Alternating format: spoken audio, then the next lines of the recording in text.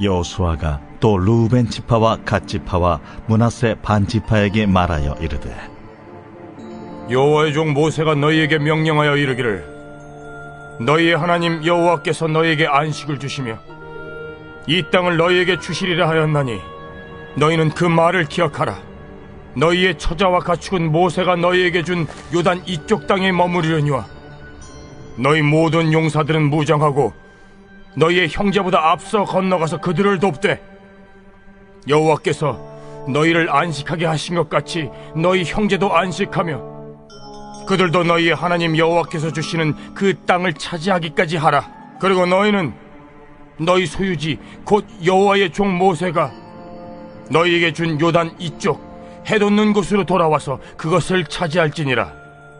그들이 여호수아에게 대답하여 이르되 당신이 우리에게 명령하신 것은 우리가 다 행할 것이요 당신이 우리를 보내시는 곳에는 우리가 가리이다. 우리는 범사에 모세에게 순종한 것 같이 당신에게 순종하려니와 오직 당신의 하나님 여호와께서 모세와 함께 계시던 것 같이 당신과 함께 계시기를 원하나이다. 누구든지 당신의 명령을 거역하며 당신의 말씀을 순종하지 아니하는 자는 죽임을 당하리니 오직 강하고 담대하소서.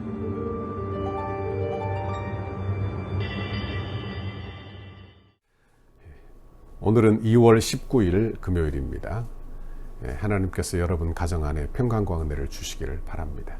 날씨가 많이 쌀쌀해졌어요. 하나님께서 여러분을 복되게 하시기를 바랍니다.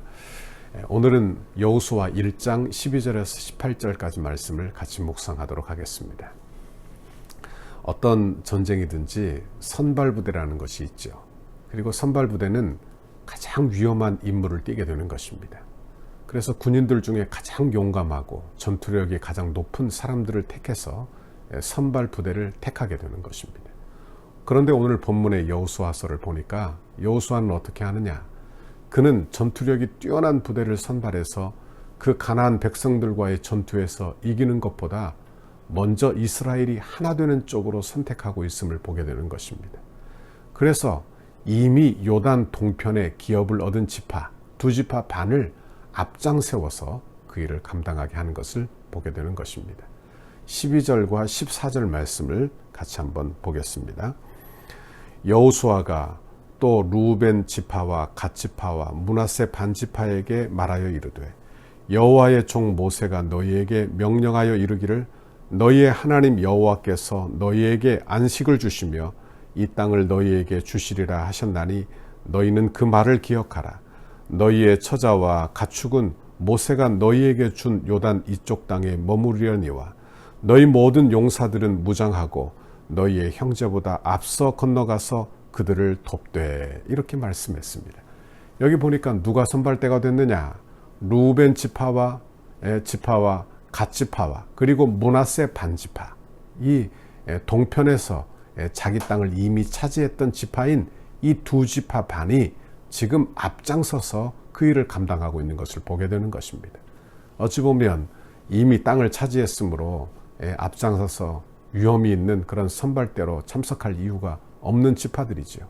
그런데 여기 보니까 모세에게 이야기한 것을 생각나게 해서 그들로 하여금 앞장서서 민족을, 형제를 위하여 일하도록 그렇게 싸우라고 명령하는 것을 보게 되는 것입니다.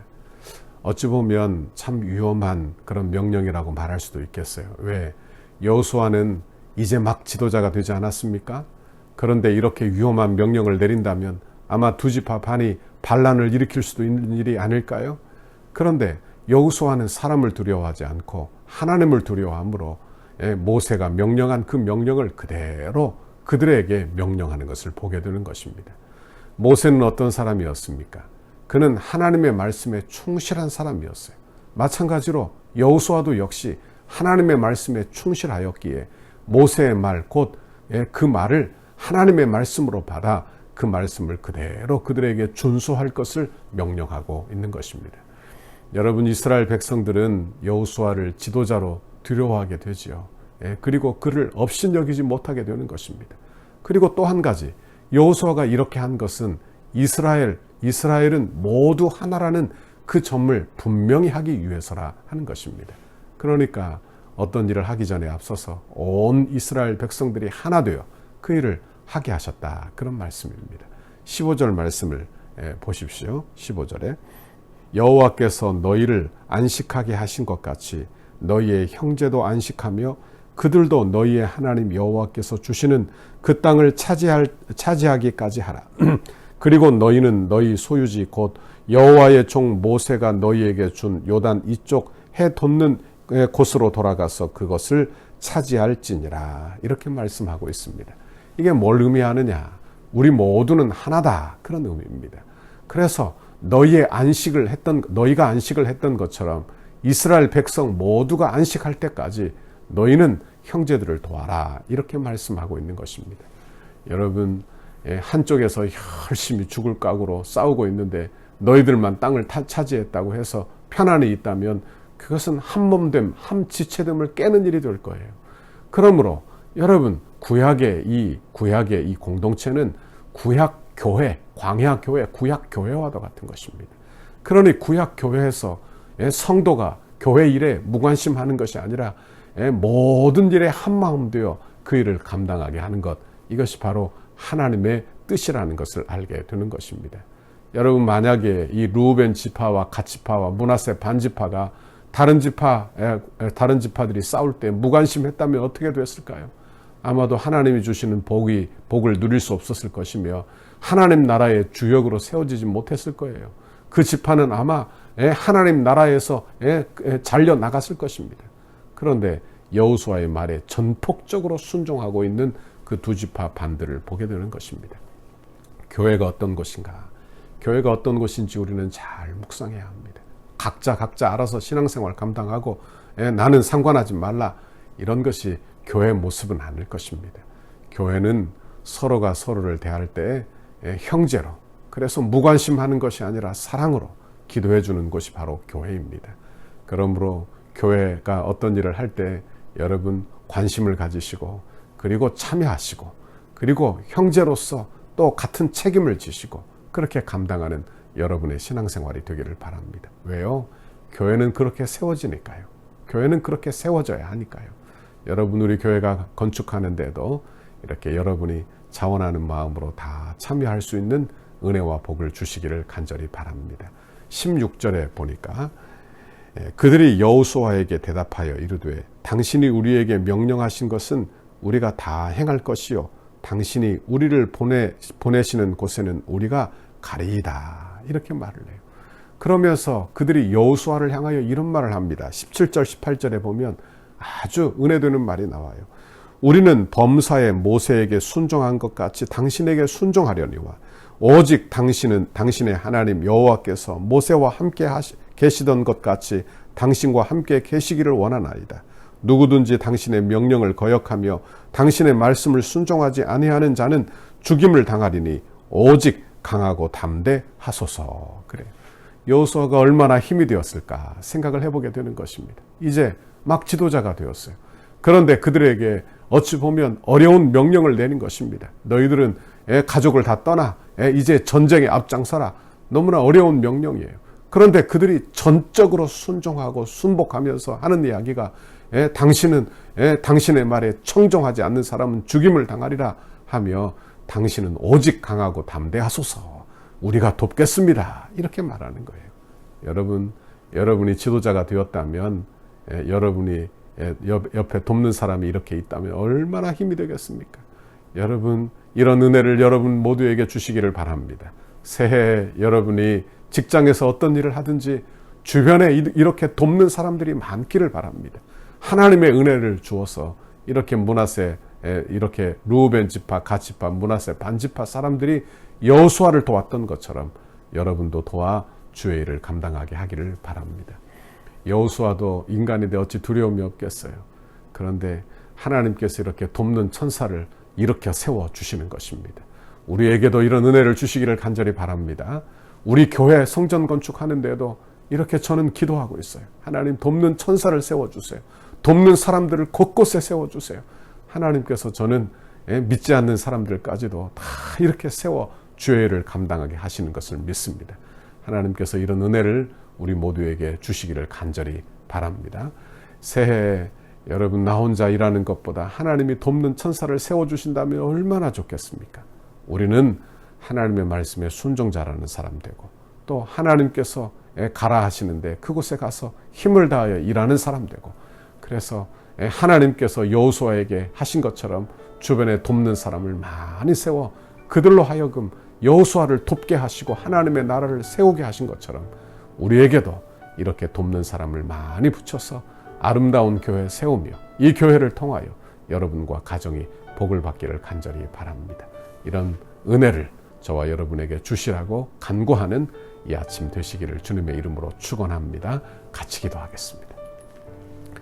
하나님 아버지 고맙고 감사합니다.